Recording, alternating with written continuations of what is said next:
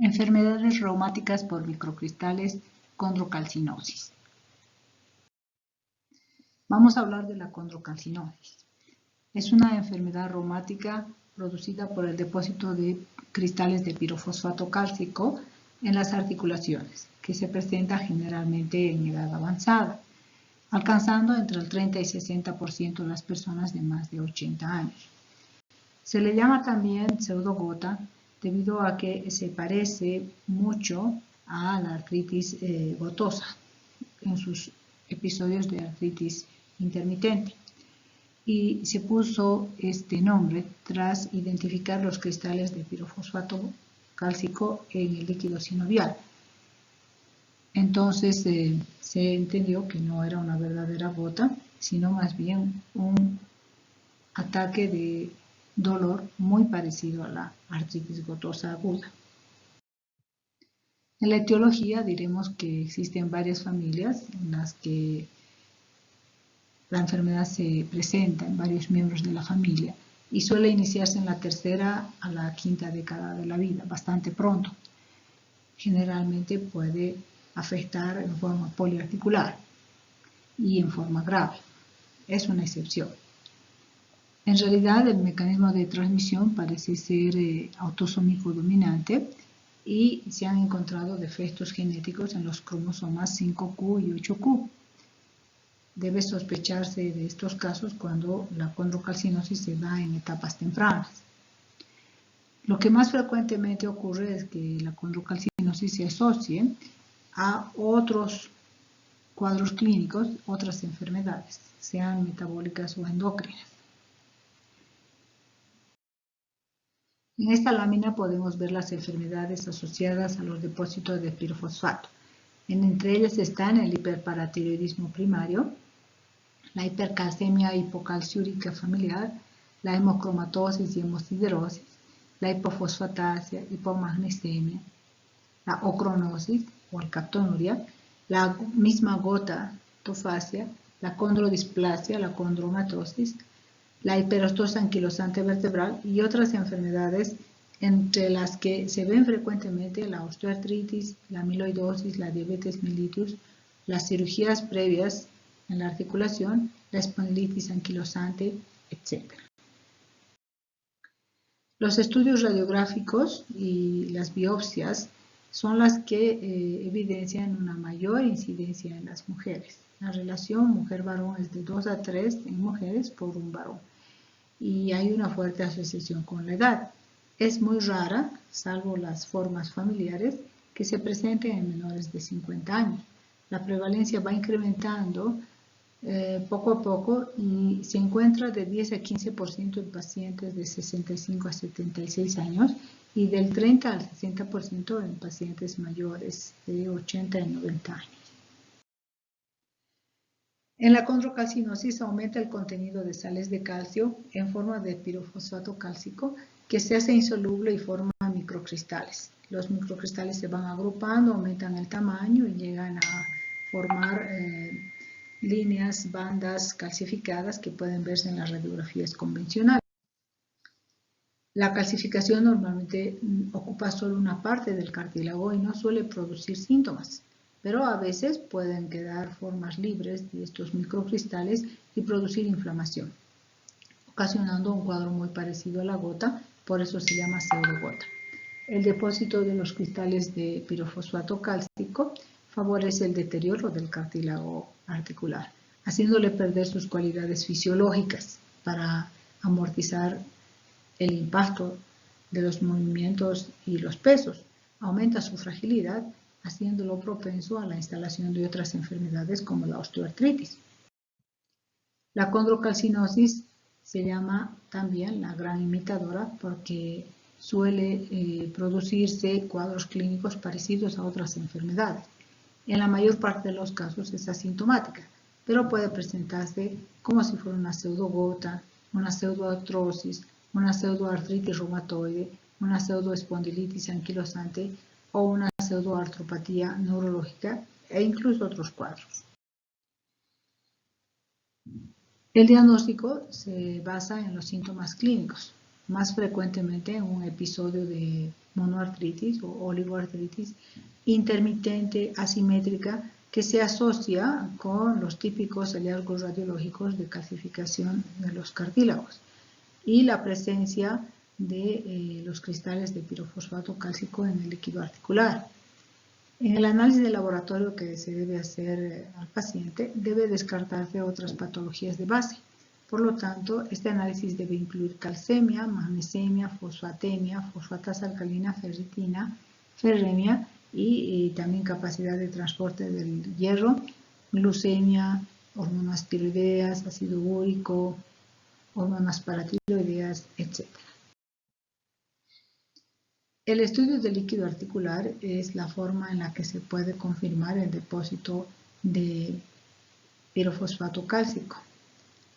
Mediante el microscopio de luz polarizada se pueden observar estos cristales que tienen forma de bastones, quizás más gruesos que los de urato monosódico, tienen también formas romboidales o son amorfos, con una birrefringencia débilmente positiva, o a veces no tienen birrefringencia.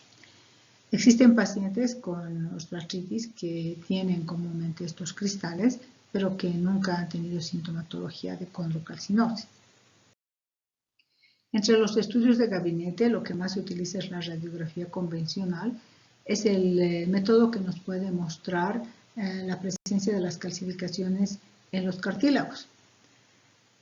Estas imágenes muchas veces pueden ser buscadas a nivel de varias articulaciones como rodillas, sínfisis púbica, ligamento triangular de la muñeca, las caderas o los discos intervertebrales para poder hacer el diagnóstico de la condrocalcinosis. Y puede ser muy importante en ausencia de otro tipo de síntomas. Esta es una paciente en la que se puede ver pequeñas calcificaciones en el ligamento triangular de ambas manos. También se pueden ver calcificaciones meniscales en ambas rodillas. A veces la radiografía convencional no es muy clara para el diagnóstico. En esos casos es útil el estudio del líquido articular. También ocurre lo contrario, que puede haber un enfermo que tenga un ataque de artritis por cristales de pirofosfato cálcico y tener una radiografía aparentemente normal. En estas láminas se puede ver también calcificaciones de los cartílagos. En estas proyecciones de perfil se pueden ver las calcificaciones justo en el espacio infrapatelar. A la derecha y abajo tenemos un agrandamiento de la radiografía de perfil de la izquierda y arriba. En la lámina de la radiografía de axial de rótula se puede ver las calcificaciones que se encuentran detrás de la imagen de la rótula. Estos otros casos están mostrando calcificaciones en el hombro, arriba y a la izquierda. Tenemos calcificaciones también en la columna vertebral, tanto en la proyección de frente como de perfil. Y también tenemos calcificaciones en la sínfisis púbica, que está mostrando una delgadísima banda. Existen otros estudios de imagen como el ultrasonido musculoesquelético que puede ayudarnos a encontrar las calcificaciones de pirofosfato cálcico en medio de los cartílagos, en el espacio articular, en la centesis, en los tendones calcificados. Se puede realizar también tomografías o resonancia magnética. En casos que haya mayor complejidad y exista mucha duda, para ver más bien las lesiones secundarias a estas calcificaciones o a comorbilidad. En esta lámina se pueden ver los criterios diagnósticos para la condrocalcinosis. Se toma en cuenta tres aspectos. Primero, la demostración de los cristales de pirofosfato cálcico en los tejidos articulares o periarticulares obtenidos por biopsia, necropsia o del líquido sinovial, por análisis químico o rayos X. El segundo aspecto es la identificación de estos cristales y que demuestren la birrefringencia débil o nula en la microscopía de luz polarizada, la presencia de calcificaciones en los lugares típicos en las radiografías. El tercer aspecto es la clínica. que considera una fase aguda, que generalmente se da en las rodillas o alguna otra articulación grande, o la fase crónica, en la que normalmente el paciente es asintomático, pero tiene exacerbaciones agudas en varias articulaciones. Se buscan manifestaciones que distingan a la condrocalcinosis de la artrosis, como la localización inusual de la afectación, el aspecto radiológico de la lesión en la que puede haber un estrechamiento en algún lugar que es inusual, como el espacio articular radiocarpiano o patelofemoral, sobre todo si es aislado o en uno de los compartimentos articulares, la formación de quistes subcondrales, la degeneración articular muy severa y progresiva, llevando al colapso óseo subcondral y fragmentación con formación de cuerpos libres intraarticulares, la formación de osteofitos inconstante, que puede ser muy variable en estos casos, y las calcificaciones de los tendones, Aquiles, tríceps y obturadores. Entonces se considera una condrocalcinosis definitiva cuando se cumplen los criterios 1 y 2A y B, probable cuando se cumplen los criterios 2A y B, y posible como los criterios 3A y 3B, en los que más bien se sugiere al médico la posibilidad de una condrocalcinosis, no precisamente una confirmación. En esta lámina podemos ver las diferencias entre la gota y la condrocalcinosis, decir que la gota afecta prioritariamente gente joven y adulta y la condrocalcinosis afecta a gente mayor. Existen formas familiares de condrocalcinosis de gente joven, de 30 a 50 años, pero son formas muy excepcionales. La gota suele ser secundaria al acúmulo de cristales de urato monosódico y la condrocalcinosis a acúmulo de cristales de pirofosfato cálcico. La gota puede ser mono, oligo y poliarticular, más fácilmente que la condrocalcinosis, que generalmente suele ser mono y oligoarticular, muy ocasionalmente poliarticular. La gota produce una artritis intermitente que compromete predominantemente a extremidades inferiores. En cambio, la condrocalcinosis produce esta artritis intermitente que compromete articulaciones específicamente, como las más frecuentes son las rodillas, las muñecas, la segunda y la tercera metacarpofalángicas y a veces hombros, columna vertebral. La gota produce erosiones en sacabocado, es la imagen más típica de la enfermedad, y en cambio la condrocalcinosis produce calcificación en los cartílagos y los tendones. La gota puede producir deformidad articular porque las erosiones y las lesiones articulares pueden llegar a desviar las articulaciones y además limitarse las articulaciones gravemente. En cambio, la condrocalcinosis no suele producir deformidad. La deformidad en general suele depender de la enfermedad de base. La gota puede afectar severamente al riñón produciendo litiasis, ¿no? Y eso puede llevar a la insuficiencia renal. En la condrocalcinosis normalmente no se produce una enfermedad en órganos debido a la enfermedad. Sí, la condrocalcinosis puede estar junto con otras enfermedades que podrían afectar el riñón, pero la afección del riñón u otros órganos no dependen de la condrocalcinosis. No existe un tratamiento específico para la condrocalcinosis. Este tratamiento en realidad no ha demostrado ser efectivo para disolver calcificaciones de pirofosfato cálcico y generalmente se enfoca al control del dolor y la inflamación en el momento del ataque de pseudogota. Se utilizan antiinflamatorios que dependerán del paciente, su toxicidad, sus efectos colaterales, etc. La colchicina, que al igual que la gota ha demostrado tener un efecto sobre la frecuencia de los ataques y también sobre la inflamación. Los corticoides, que en general se utilizan en forma intraarticular o en infiltración de los tejidos, no se utilizan como corticoides sistémicos.